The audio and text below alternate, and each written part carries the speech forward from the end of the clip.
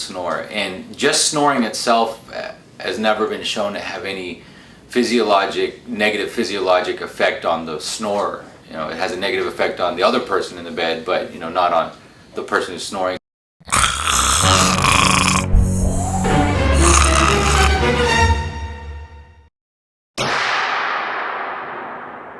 When it could be suggestive of something like sleep apnea would be when it's very loud, disruptive snoring, when people are hearing it from another room or across the house and complaining about it nonstop. Those might be the times when snoring could suggest sleep apnea.